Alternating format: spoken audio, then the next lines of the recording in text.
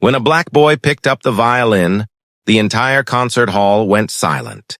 He was only 12 when he first touched the violin. The instrument was not new, not polished, not shining in the way violins gleamed in glossy music shop windows. It was second-hand, its wood scuffed, its strings dull from use. But when his fingers brushed across its surface, he felt something stir deep within him, a hum that seemed older than the world he lived in. His name was Elijah. He lived in a neighborhood where music came mostly from car stereos and church choirs, where violins were as rare as snowfall in summer. To most around him, violins were foreign, delicate things that belonged in quiet concert halls filled with people who didn't look like him. Elijah's mother had found the violin at a pawn shop. She hadn't meant to buy it. She had gone looking for something practical, maybe a cheap phone or a second-hand coat. But when she saw it, its varnish faded, its bow resting beside it like a forgotten companion. Something in her told her it belonged with her son. She had worked too many shifts, stretched too many dollars, but still she placed the violin in his hands. From the first moment, Elijah did not treat it as fragile. He did not cradle it like porcelain.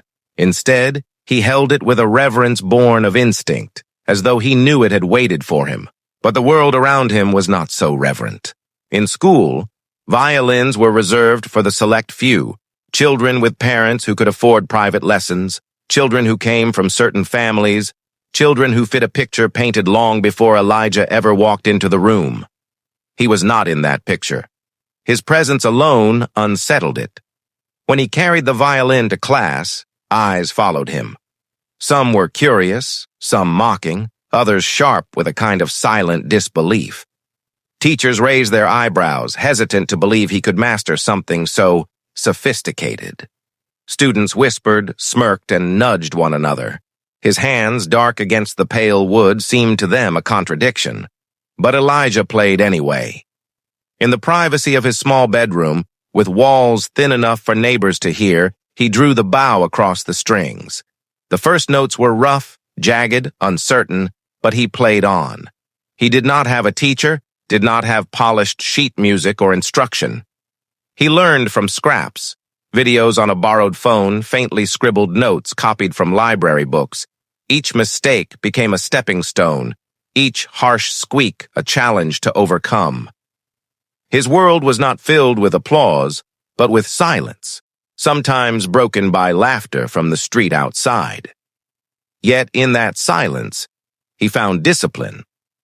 The violin became not just an instrument, but a shield. Every hour spent practicing kept him from the weight of expectations pressed upon boys like him. The violin did not ask where he came from, what color his skin was, or whether the world thought him worthy. It only demanded persistence. Still, prejudice is a patient enemy. It does not vanish when ignored. It lingers, waits for a stage, waits for an audience. And the first time Elijah carried his violin onto the school auditorium stage, prejudice found its moment. The auditorium smelled faintly of dust and old curtains. Its wooden floor creaked beneath. The weight of nervous feet as students prepared for the annual talent showcase.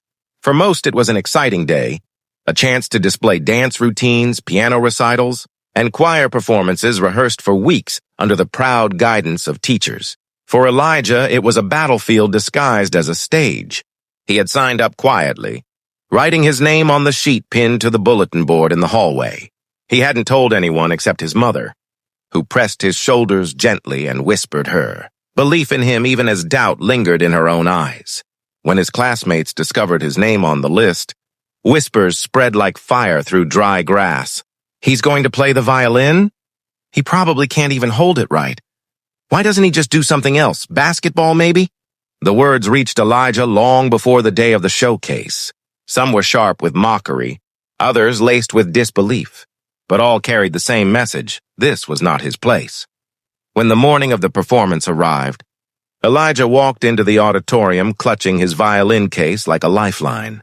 Around him, students laughed, rehearsed lines, tuned instruments, and ran through final steps of dances.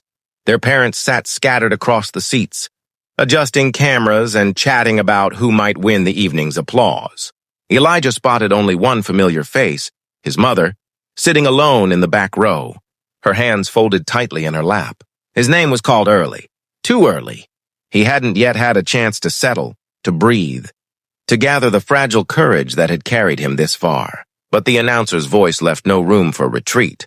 With slow, careful steps, he walked onto the stage. The auditorium fell into an uneasy hush. It was not the hush of respect, but of curiosity sharpened by skepticism. Parents leaned forward slightly, eyebrows raised. Students smirked in the shadows of the wings. A teacher at the piano folded her arms, as if bracing for failure. Elijah set his violin beneath his chin. His hands trembled slightly, the bow shaking as he lifted it. The first note emerged thin and uneven, breaking the silence in a way that drew muffled chuckles from the audience. He pushed on, pressing the bow harder, forcing the strings to yield sound. The melody he had practiced night after night stumbled from his fingers, broken by nerves and the heavy weight of 100 doubting eyes. Each mistake felt like a crack in his armor. He saw students elbow one another, laughing behind cupped hands. He caught sight of a father shaking his head, murmuring something to the parent beside him. She was just a girl on the street, her clothes worn thin, her shoes falling apart, her hair tangled from nights spent sleeping wherever she could find a spot. People passed her by without a glance, as if she were invisible, just another face in the blur of a city too busy to care. But on this day, she gathered what little courage she had left, held out her hand, and asked for something no one expected. Not money, not food, just the chance to play. Her voice trembled as she whispered, "Can I play for food?" Some paused to stare. Others laughed, nudging each other as if she were telling a joke. A homeless girl, hungry and desperate, asking to sit at a piano that didn't belong to her. What could she possibly know about music? To them, she was nothing more than another burden on the sidewalk, someone to mock, someone to dismiss. They didn't know the truth. They didn't see the years of practice hidden behind her tired eyes. They couldn't imagine that behind the hunger, behind the dirt and the rejection, was a gift powerful enough to stop them in their tracks. But she knew. Her stomach growled with hunger, but her heart carried something no one could take away. The memory of her mother's hands guiding hers across the keys, the countless hours spent learning the language of music before life tore everything apart. And in that moment, when laughter surrounded her and judgment weighed heavy, she reached out to the instrument as if it were her last chance to be seen, not as a homeless girl, not as someone broken, but as who she truly was. The first note rang out, soft, fragile, almost uncertain, but then another followed and another, until the air was filled with something no one expected. Heads turned, the laughter stopped. People froze where they stood, because what they were hearing wasn't just music, it was defiance, it was survival, it was brilliance born from pain. They had mocked her hunger, they had dismissed her plea, but in the next few minutes they were about to learn a truth they would never forget. Would this performance change her life, or was the world too cruel to listen? Her name was Alina. Before the streets became her home, before she learned the taste of hunger, Alina's life was different. Not easy, not perfect, but filled with something that gave her a reason to dream. She grew up in a small apartment where the walls were thin, the fridge often empty, and the bills piled up faster than her mother could pay them. But there was one thing in that apartment that made it feel like a palace. A second-hand piano, scratched and old, its keys yellowed with age. Her mother, once a music teacher, had found it at a thrift shop and dragged it home like treasure. To others, it was just a piece of junk. To Alina, it was magic. Even as a child, she would sit for hours on the bench, her small fingers stumbling across the keys. Her mother guided her patiently, teaching her scales, rhythms, and songs that carried stories of resilience and beauty. Alina learned that music wasn't just sound, it was survival. When her stomach growled, when the lights were shut off, when she felt small in a world that didn't care, the piano gave her hope. But hope doesn't always pay rent. By the time Alina was 13, her mother grew sick. Hospital visits replaced music lessons. The piano grew silent, gathering dust as medical bills swallowed what little money they had. Then, one winter evening, Alina's world shattered completely. Her mother was gone. No family came to help. No safety net caught her. At an age when most kids were planning their future, Alina was left with nothing. For a while, she fought to survive. She took odd jobs, slept on couches, and clung to the piano whenever she could sneak into the community center that still had one. But eventually, the jobs dried up. The doors closed, and she was forced onto the streets. The city was cruel to kids like her. People looked right through her as she begged for coins or leftover food. Sometimes they sneered.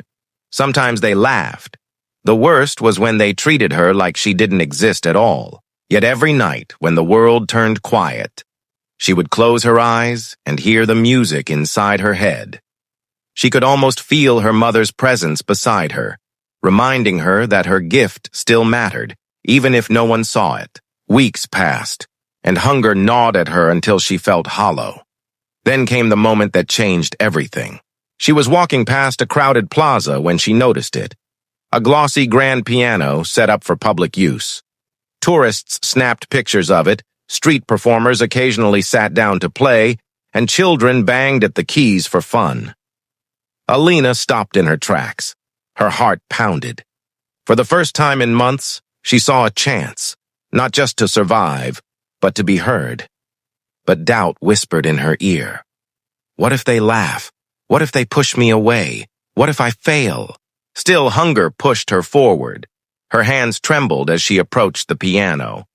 People noticed her, ragged clothes, unkempt hair, a girl who clearly didn't belong in a place meant for polished performances. She whispered her plea, her voice soft but desperate. "Can I play for food?" Some smirked, others scoffed. A few pulled out their phones, ready to record the moment they thought would be embarrassing. To them, it was entertainment. A homeless girl pretending to matter. But to Alina, it was everything. She sat down on the worn bench, her fingers hovering over the keys. The world seemed to hold its breath. This was her chance to prove she was more than what they saw. And as her fingers pressed the first key, a story that began in a cramped apartment with her mother was about to echo through the city streets. The first notes slipped into the air like whispers, soft, uncertain, almost trembling the way her hands were. For a heartbeat, no one reacted. A few bystanders chuckled under their breath, whispering to one another. Phones were raised, ready to capture her humiliation. To them, this was nothing more than a desperate attempt for attention. But then something changed. The hesitant sound bloomed into melody. It was delicate, fragile at first, but then grew with confidence, weaving patterns of sorrow and strength that seemed impossible to ignore. Alina's back straightened as her fingers moved faster, drawing from years of practice she had carried in her bones. Every scale, every chord, every note was a piece of her story, her hunger, her grief, her longing for her mother, her refusal to give up. The laughter faded. People's smiles faltered, heads turned. The crowd that had gathered to mock her stood frozen, caught off guard by the sound filling the square. This wasn't the clumsy banging of a child or the stiff effort of a beginner. This was mastery. This was soul. And yet not everyone was impressed. A group of teenagers near the back muttered loudly, mocking her appearance. She probably memorized one song. She's still just trash, one sneered, loud enough for her to hear. Others nodded, unwilling to accept that someone like her could possess brilliance. Their words stabbed at her, but Alina didn't stop. If anything, she pressed harder, her music rising like a shield against their cruelty. The plaza grew silent except for the piano. Even the city's constant hum seemed to fade into the background. Some listeners wiped their eyes, moved by emotions they couldn't explain. A woman dropped her shopping bags, forgetting everything else. A man who had been laughing seconds ago stood still, mouth parted in disbelief. But Alina wasn't playing for them. She wasn't even playing for food anymore. She was playing for her mother, for the little girl inside her who still believed music could keep her alive. Then came the moment she feared. The plaza's security guard began making his way toward her. His expression was hard, his stride firm. To him, she was a homeless girl disturbing the peace, unworthy of sitting at that grand instrument. He barked at her to stop. A few people in the crowd nodded in agreement, muttering about how she didn't belong there. Her fingers faltered, panic rising in her chest. She could almost hear her stomach growl louder than the music. Was this it? Would they silence her again, take away the only thing she had left? But then something unexpected happened. A little boy in the front row clapped his hands and shouted, "Don't stop!" His voice cut through the tension. Others followed. First a single clap, then another, until applause swelled from the crowd. People who had mocked her seconds earlier were now shouting for her to continue. The security guard froze, caught between his duty and the undeniable energy of the crowd. Reluctantly, he stepped back. Alina closed her eyes, tears stinging, and let herself go. The music exploded into something bigger, something fierce and triumphant. She moved across the keys as if she were born to command them, blending sorrow with defiance, pain with hope. Her body swayed with the rhythm, her fingers flying so fast they blurred, and then silence. She lifted her hands, letting the final note hang in the air. For a moment, the plaza was still, breathless. Then came the roar of applause. Not laughter, not sneers. Applause. Strangers pressed forward, cheering, clapping, even shouting her name after asking someone who she was. Money began to fill a cup someone had placed by the piano. Food was offered, sandwiches, fruit, bottled water. For the first time in weeks, Alina felt full, not just in her stomach, but in her soul. Yet even in the middle of her triumph, she noticed something. A man stood at the edge of the crowd, watching silently. He wasn't clapping, he wasn't recording. He was simply staring at her with an intensity that made her uneasy. His suit was sharp, his shoes polished. He didn't belong among the bystanders. And when their eyes met, he gave a small nod, as if he knew something the rest of them didn't. Alina didn't understand it then, but that man would change everything. The applause thundered across the plaza, wrapping Alina in a wave of validation she hadn't felt in years. She stood frozen, her chest rising and falling with ragged breaths, her hands still trembling from the music that had poured out of her. She should have felt victorious, loved even.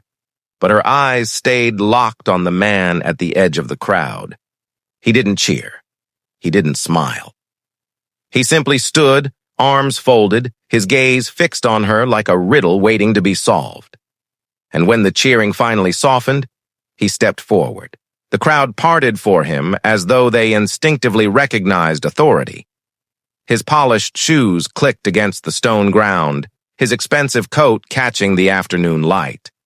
Every detail about him screamed wealth, success, power. He was everything Alina was not. When he stopped just a few feet from her, the plaza seemed to grow quiet again. Alina's breath hitched. She braced herself for another dismissal, another judgment. Maybe he was someone important who would tell her she didn't belong here, that her little display was nothing but a nuisance. But instead, he asked one question. "Where did you learn to play like that?" His voice was low, calm, but it cut straight into her. Alina swallowed hard, unsure how to answer. Her throat burned from nerves and hunger. For a moment, she couldn't speak.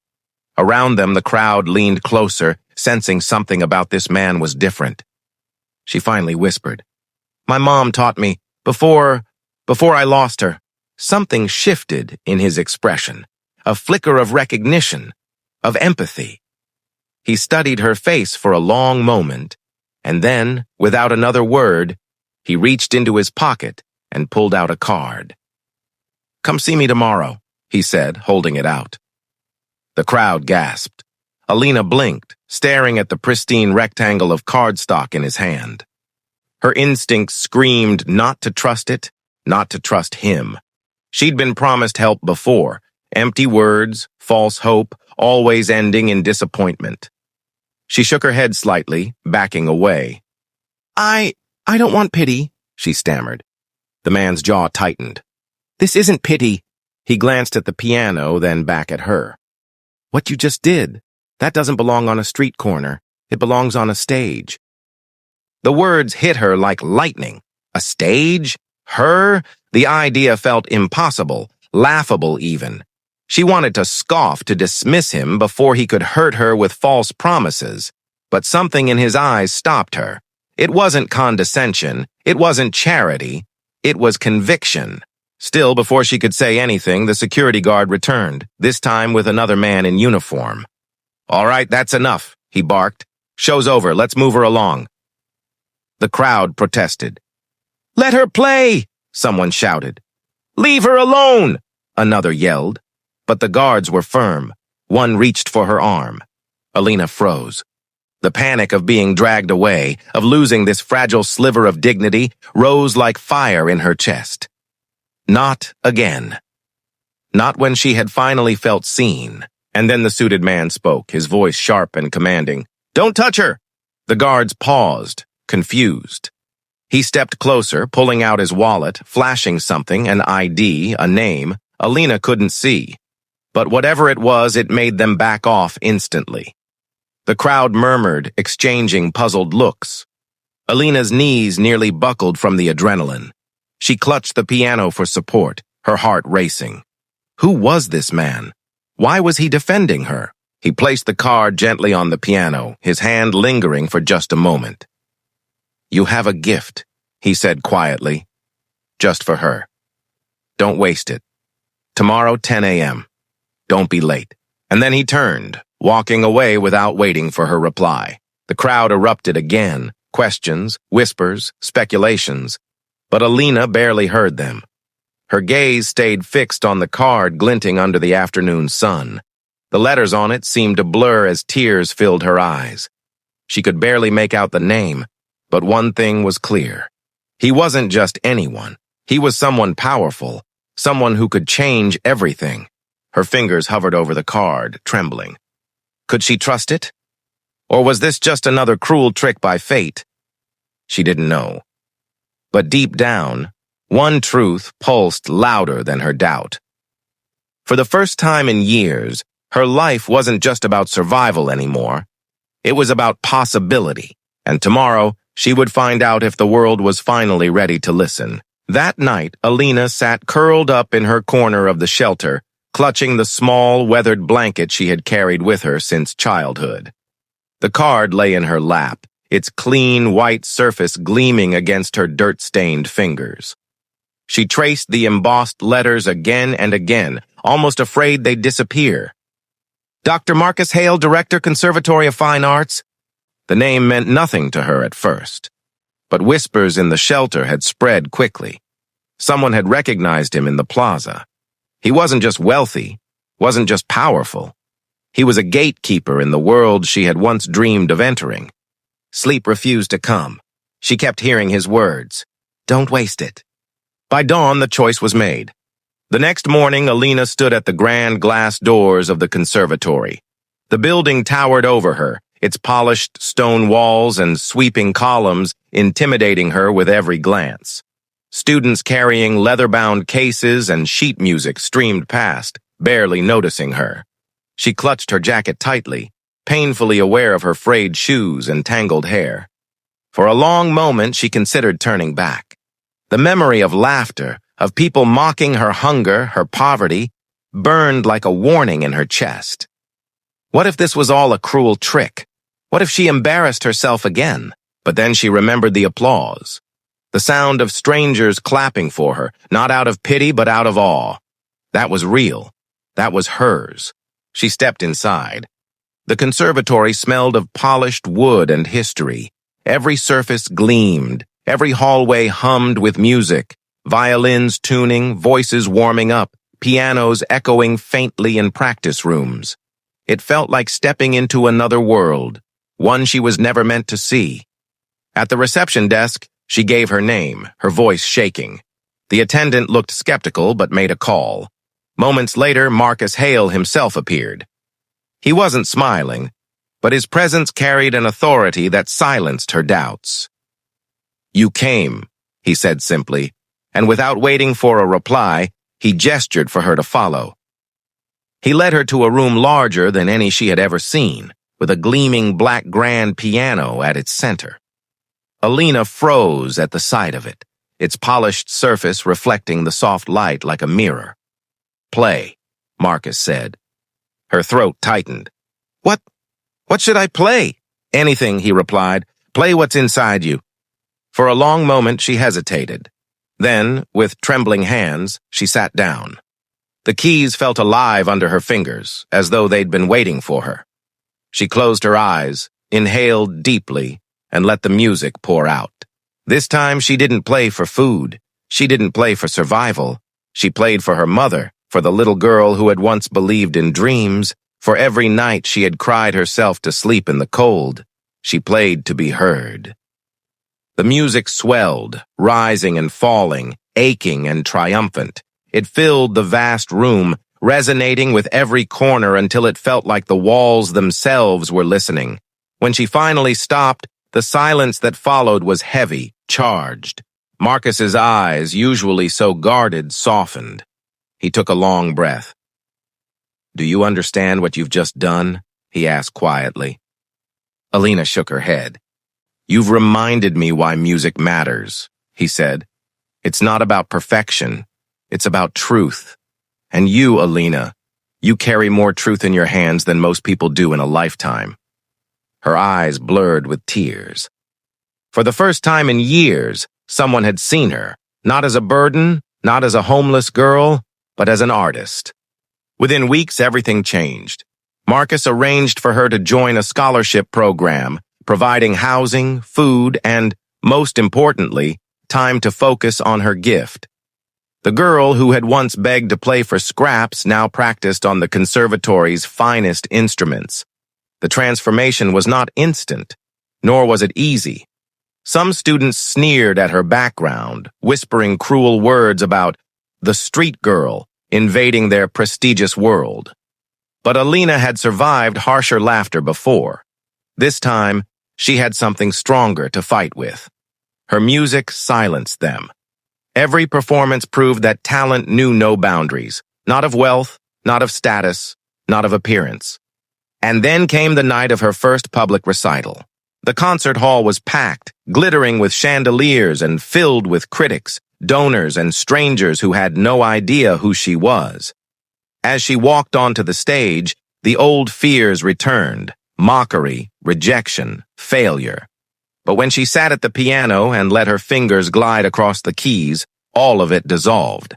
The music told her story: the hunger, the humiliation, the resilience. Every note carried the weight of the streets, the shelter, the laughter of those who doubted her, and the applause of those who believed. When the final chord rang out, the hall erupted in a standing ovation. People were crying, shouting, clapping until their hands hurt. For Alina, it was more than applause. It was proof that her pain had not been in vain. Years later, she would go on to become one of the most celebrated pianists of her generation. Interviews, awards, international tours. Her name became a symbol of defiance against every barrier that society tried to place on her. But Alina never forgot the streets. She never forgot the nights when the only audience she had was the cold air and the sound of her own stomach growling. With her success, she founded a foundation dedicated to providing instruments and lessons for children in shelters, in foster care, in places where dreams often died before they had the chance to live. She made sure no child would ever have to beg, "Can I play for food?" the way she once had. And perhaps most importantly, she used her story to force people to confront an uncomfortable truth. Talent, brilliance, humanity. They don't only belong to those born into privilege. They live everywhere, in places society ignores, in faces people pass without seeing. The next time someone laughed at a homeless child, maybe they would remember her. Maybe they would wonder if that child, too, carried something extraordinary inside. Because Alina had shown the world what so many tried to deny. Greatness has no address. And the question that remained, haunting and hopeful, was this: how many prodigies, how many visionaries, how many world changers are still being silenced by the sound of our indifference?